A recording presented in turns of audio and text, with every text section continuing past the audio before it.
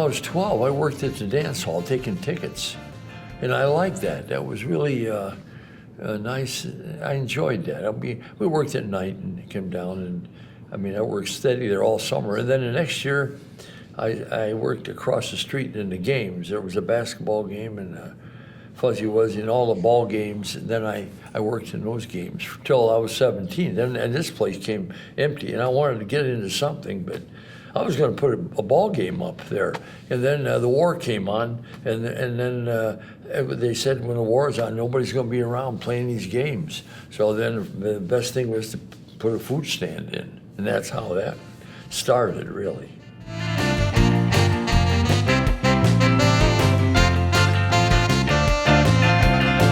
I saved the money for 5 years. I saved pretty close to $200 a year, and then my mother gave the rest of the money, and my mother had a little bit of money in the bank, and then she contributed to everything she did. So, and plus work, and my father worked, and everybody put everything they could in her. So.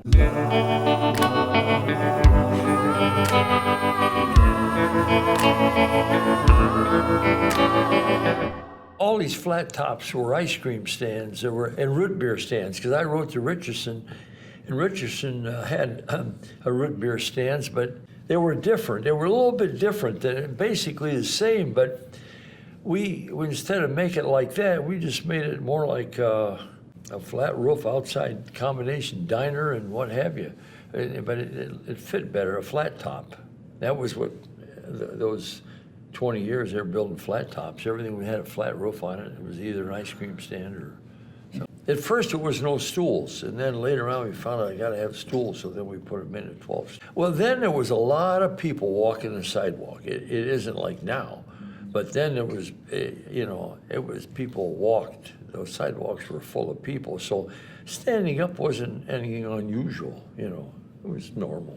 The third year, the guy next door, Leitner, had it for sale, the hot dog stand, so we bought it. Then ice cream was big then. Everything was going to go big anyway. So then that was the year we moved that back and built another stand right there for the Dairy Queen. Then we built in between it, and it had tables and stuff. And then later on, we just added on the back of that, like that, until 1959.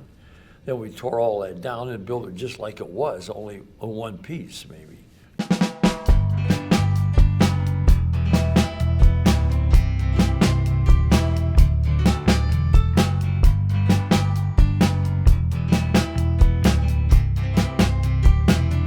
That summer, the next summer, and then one more.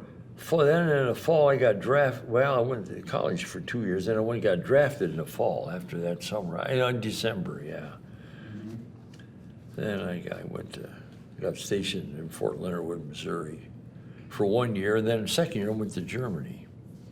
And my mother and my sister and my dad ran it best they could all while I was gone. So, no, the third year we had to buy it because he owed quite a bit of money on it, and he was going to foreclose on him. So then my dad mortgaged our house uptown, and so we bought the corner. It was real small, it wasn't very big. So, but my mother was in business before in Europe. Her father had a bakery, and he had a bakery in Cleveland. So she thought that was always a good. If anybody's interested, should help,